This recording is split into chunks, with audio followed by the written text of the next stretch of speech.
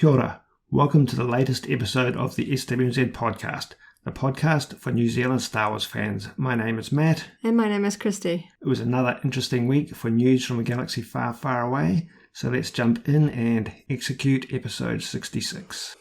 Okay, let's work our way through a series of bits and pieces in our news roundup. First up, in terms of live action production news, we have heard that Season 3 of The Mandalorian has wrapped in its entirety. This information has been confirmed by Carl Weathers on Twitter. Carl Weathers, the actor who plays Grief Karga, of course. He made the comment in association with other comments about the season wrap. He said, and what a season of wonderfulness. He's been quite exuberant about his work on The Mandalorian in the past, and we have talked about that and the fact that we love the fact that he is excited about his character and his involvement. And it's great that he's made his way all the way through to Season 3, and hopefully will continue beyond that even. Also in news about live action series, now this is a little bit speculative, but very, very interesting nonetheless. I want to talk about the Lando series. Lando series was a Disney Plus, or is a Disney Plus series that was first announced back in December of 2020, but unlike Andor, even Ahsoka, and some of the other upcoming new titles, it's a title we haven't heard anything official about, or nearly next to nothing official about for a very long time. In fact, the last we heard about it officially was back in December 2020 when on StarWars.com it was described thus. Everyone's favourite scoundrel Lando Calrissian will return in a brand new event series, i.e. a single season, for Disney+. Justin Simeon, creator of the critically acclaimed Dear White People and a huge Star Wars fan, is developing the story. That's all we have basically known for a very long time. We don't know, in fact we haven't really even known if it was going to be animated or live action, although everyone was hoping for live action. We didn't know if there would be returning actors such as Donald Glover or hopefully even Billy D. Williams. It's all been up in the air. But very, very interestingly, just yesterday, Donald Glover appeared on Jimmy Kimmel Live, which is an ABC television series. ABC is of course owned by Disney. And the topic of Lando, the Lando series, did come up quite out of the blue.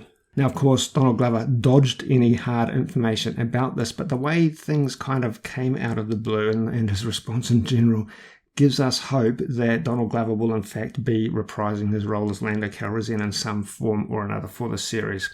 Here is what actually went down on Jimmy Kimmel Live. Jimmy Kimmel, just as I say, with no prompting, brought up the topic of Lando by saying, "And you're working on a new Lando project for Disney Plus right now." Donald Glover replied, "Am I? Just telling all my business." No, yeah, I have a lot of things. He went on to say, "I like to blossom and then go away. And right now, definitely the start of another one of those.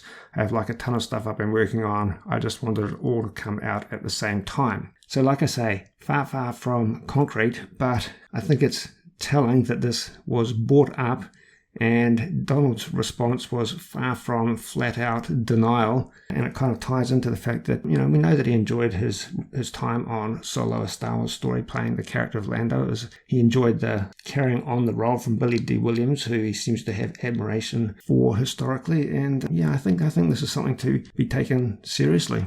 Yeah, Jimmy Kimmel is one of those late night talk shows, and because it is broadcast on ABC, owned by ABC, which of course is owned by Disney, it is one of the first go-to places where actors on Disney productions go to sort of promote. It's sort of, one of the first, if not the first, sort of pit stop on promotional tours. And of course, the producers and things like that, they would get sort of insider information, heads up, if trying to sort of promote or lead into new things. So the fact that no one really knew if Donald Glover was going to be involved in this in any capacity, the fact that Jimmy Kimmel just sort of came out with that means that yes, he has been told to ask about this. He has been told to sort of Yeah. So I think that that's pretty much confirmation, the fact that he just came out with it and just asked on it when there hasn't been anything in the news about it recently. You know, most of the time actors appear on talk shows to promote recent things, albums, movies, TV series and stuff like that. And sometimes stuff that they're working on to throw into the mix there as well. So the fact that this came up feels like a really solid green flag that yes, it is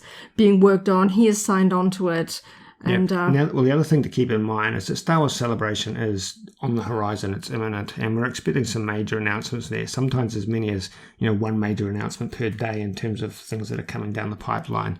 So this could be breaking the ice, just heralding the imminent further announcements related to the Lando series. I think that would be immensely cool if we got official confirmation that Donald Glover, and there's even people talking about the possibility of some sort of mix of both Donald and Billy D. Williams being in the show, and that would just be a super, super cool, I think. Well, the interesting thing, as you bring up, like having an announcements a day at Celebration, one thing that just sort of crossed my mind is the fact that this will be the first Star Wars Celebration convention that we have had since the launch of Disney+.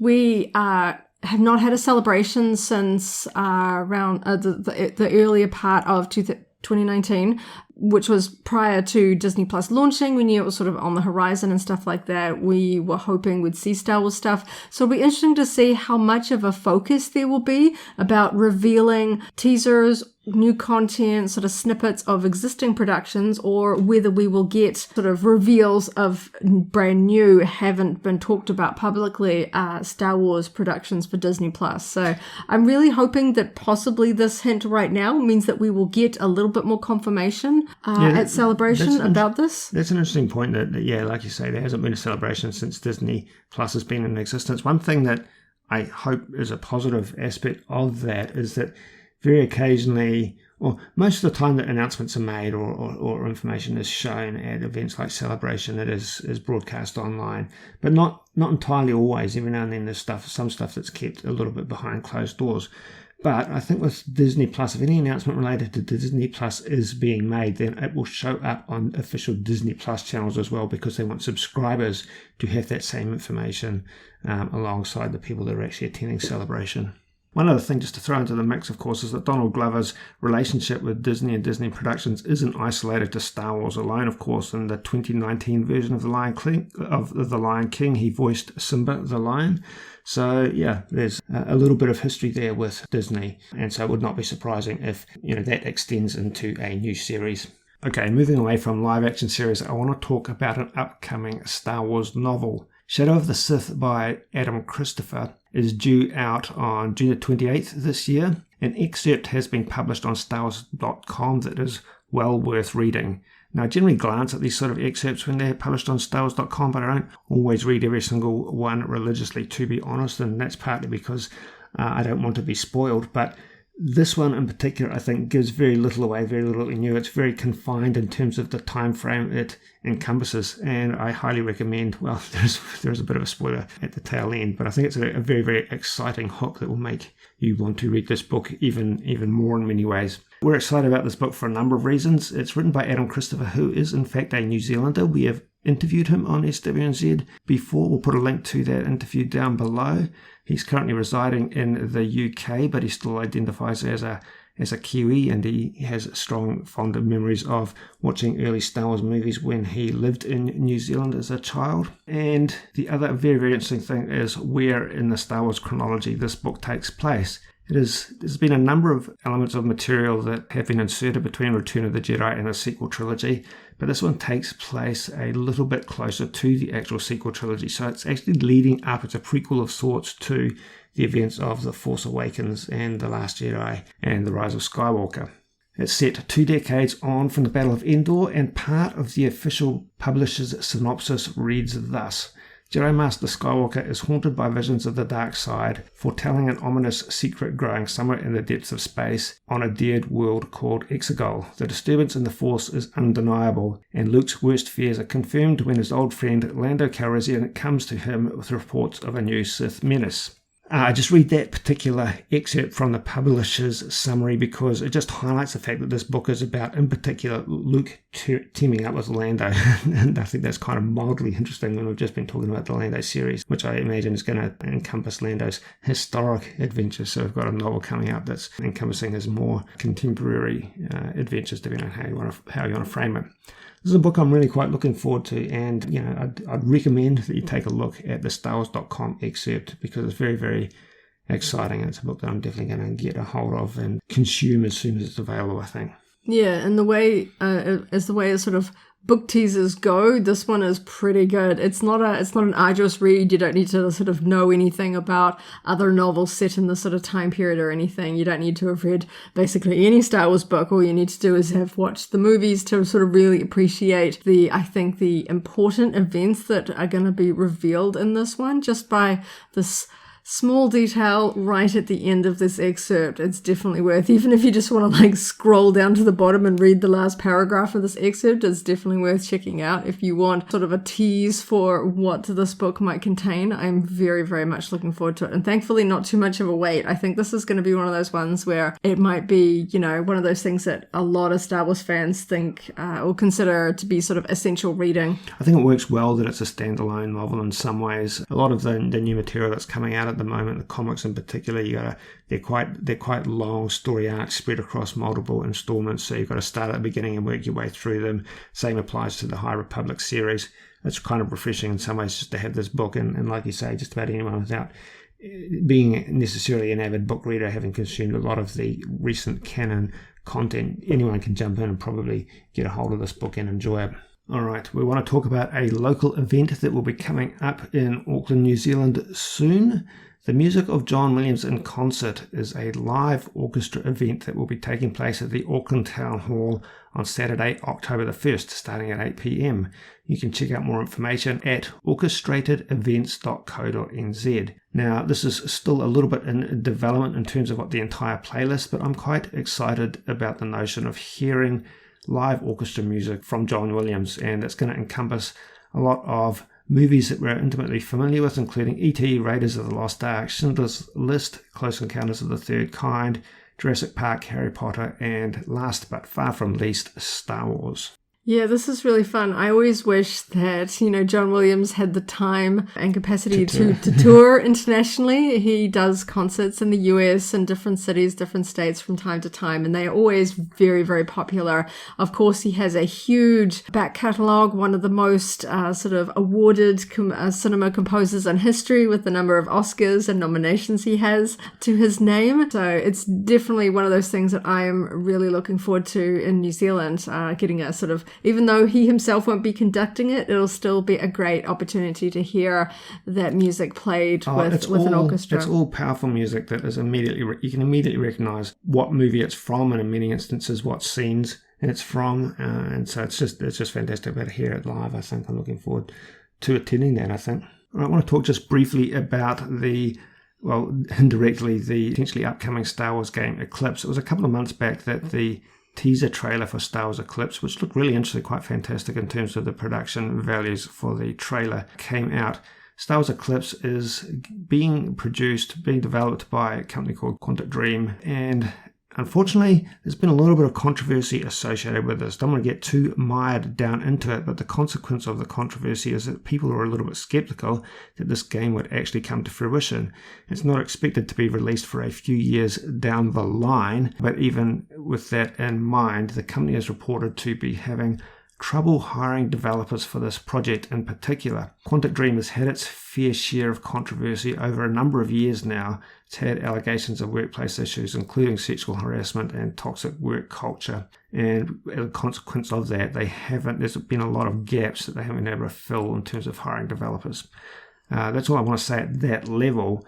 But newsworthy is that Quantic Dream is going to be acquired by a Chinese internet company called NetEase that currently has a minority stake in the company. They're going to purchase it outright. And I think the potential upshot of all of this is that there may be resources that may be able to be applied to it, and or there will be changes in the culture and or leadership of Quantic Dream that may bring things back into alignment, may make this a better, more ethical company, and may have a more positive effect on the Star Wars project, Star Wars Eclipse. Yeah, it was a little bit sad, you know, when the trailer came out, it was sort of split into two camps. People were very, very excited by a new Star Wars game, seeing the graphics, the potential. They were very, very excited. And then when the credits at the end popped up and people were like, oh, Quantic Dream, it really did affect, people didn't want to sound too excited. It was sort of like you were rooting for a company that has this kind of unfortunate reputation. So I feel like if there's a shift up, if they can can kind of correct the sort of the issues that have plagued the reputation here, that could mean that the Star Wars game, and certainly the Star Wars fans, can be more optimistic and actually fully excited for this without sort of worrying about the company behind it. How it all pans out remains to be seen, of course, and the story is, of course, complicated, but I think it is newsworthy to note that this change is imminent, and if you've been following along, if you've been aware of the game, if you've been aware of some of the controversy associated with this company, then this news is relevant to the larger story. Okay, let's talk about Star Wars product announcements and local store reports. A few podcasts, or let's start by talking about Star Wars Lego. A few podcasts back, we talked about the reveal of the Ahsoka Tano Brickheadz figure. These Brickheadz series are quite fun, blocky interpretations of characters that you build with a couple of hundred pieces of Lego. The Ahsoka Tano one looks great. It hasn't appeared to be available through many retailers, but it is in fact available at the Lego store in Newmarket and direct through lego.com, the New Zealand component of that. It's priced at $19.99, made up of 164 pieces, and the set number is 40539. We will put a link down below that you can purchase that directly from. Very cute figure. If you are a fan of Ahsoka, especially in Lego form, if you do happen to visit the Lego store in Newmarket, they also have the same sort of Clone Wars Ahsoka figure in a keychain form.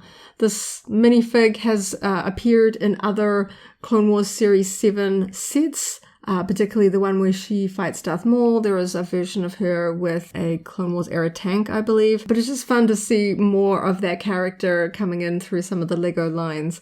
I really do like the Brickheadz collection. They're kind of like, Lego's answer to Funko Pop vinyls, and that kind of cute, stylized, distinctly Lego, but in sort of a cute, short, stylized way. Very happy to see that she has made it to New Zealand. Now, also on the topic of Star Wars Lego, 3 new sets have just been revealed. They are actually up for pre-order again from lego.com. You can get those directly in New Zealand. I think these are very, very cool sets. They are essentially little dioramas. They all have similar size bases. They're probably matching size bases so they can be displayed together on a shelf. And they represent specific scenes from the original trilogy. The first one is called the Death Star Trash Compactor Diorama, set 75339.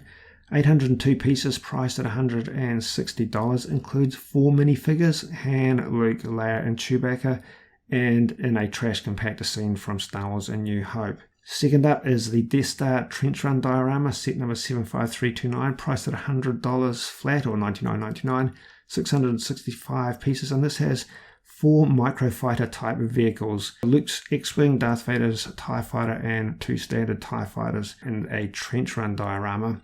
And finally, my favorite is a Dagobah Jedi Training Diorama, priced at $140, 1,000 pieces, 3 minifigures of Luke, Yoda, and R2, and a wing of the X-Wing sinking into the swamp. But this features Yoda's hut, some Dagobah trees, and sort of swamp vines and so forth, and the actual swamp with the X-Wing in it, with Luke undertaking his Jedi training with Yoda. I think it's a really, really cool diorama.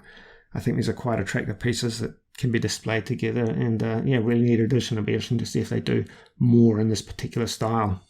I feel like these sets are sort of heavily inspired by fan builds. Obviously a lot of Lego sets don't come with a lot of sort of base plates, a lot of sort of additional landscaping around them. So you see the huge big sort of set builds that people do at sort of the Lego exhibits. You see them on social media where people sort of take an existing set and build a whole sort of a scene around them. And these feel like sort of a professional sort of kit version of those. So you don't need to be terribly creative or have a lot of experience of Lego to build these very detailed, very cool Star Wars scenes. And I really do hope that this is heralding the start of sort of a new subline for Lego, so that you can put these on a shelf. That they look more like sort of sculptures. They kind of remind me of some of those. They're kind of walled. They have 3 walls, so that they're like a chunk of a scene, and they capture the entirety of the scene. These aren't just a building or a beast or a vehicle with a couple of minifigures. They're full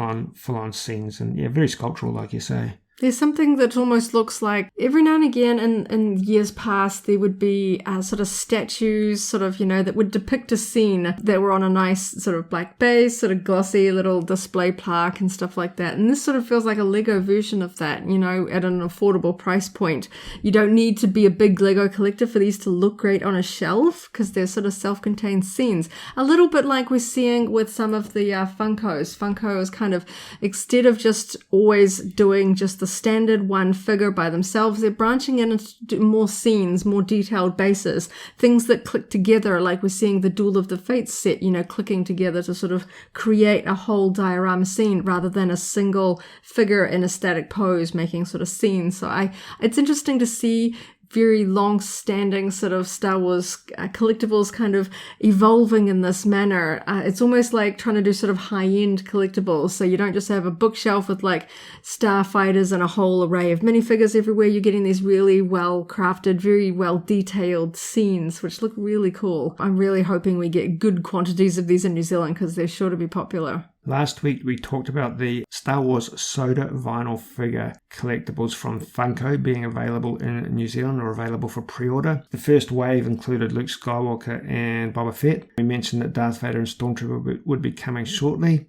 They are Darth Vader and the Stormtrooper. The second wave are in fact up for pre-order on Mighty Ape and other retailers that stock Funko products right now in New Zealand. So they actually showed up quite soon after the podcast, but of course our podcast had just gone out. But if you search for Soda Vinyl or jump on the link that we're going to put down below, you can see that Darth Vader and Stormtrooper. So these are animated style figures that are slightly different from standard Funko stylings and sculpture approaches that fit inside a actual soft drink can shaped packaging, and they come with the chance of a chase figure. The Darth Vader chase figure is a pretty subtle variant. I believe it might have a glow in the dark lightsaber or similar. It's a little hard to tell from the product images out there.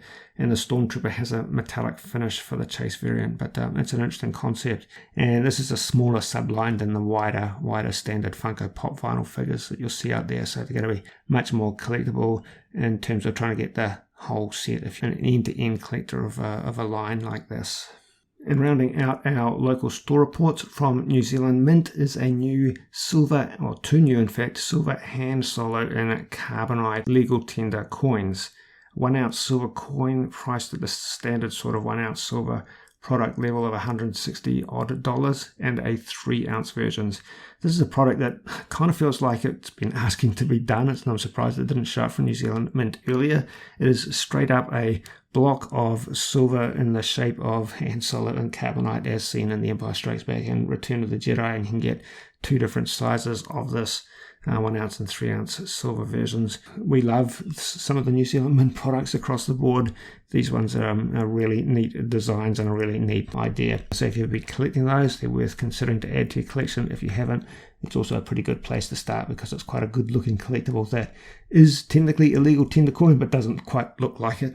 Yeah, I enjoy the NZ Mint Star Wars line. Obviously, a lot of the lines, you feel like you need to kind of collect the set, but with a design like this, it isn't really a set, it is just the one design. There are other sort of shaped coins. They have done the Millennium Falcon, they've done the Death Star, but this one, again, it's kind of like a one-off, and you can decide which price point, which size fits your budget, fits your sort of collecting style. I think that these are really fun. It's kind of interesting. It looks like the sort of classic Han and Carbonite with that fantastic silver sort of finish to it, and then on the back it's got sort of the stamp, a circular stamp in the back that looks like a classic coin, with the sort of the Queen's portrait on the back. So it's really quite fun sort of seeing this interestingly shaped coin, and I'm sure this one is going to sell really well. Okay, that's about it for today's installment. I guess we are done doing talking.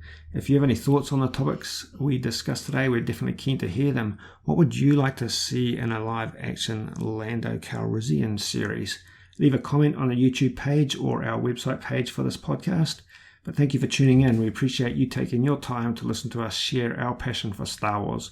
Stay tuned to our website, SWNZ.co.nz, for Star Wars news for New Zealanders and another podcast episode next week. Don't forget you can jump on over to either our Facebook group or the SWNZ message boards to discuss all the latest Star Wars news with other Kiwi fans. Kia ora, kia noho, haumaru, thank you for listening and stay safe. Turou Hawaiki, may the Force be with you. If you enjoyed today's podcast, go ahead and like the video, check out the SWNZ Podcast playlist for our other episodes, and subscribe for alerts about new episodes. See you next time.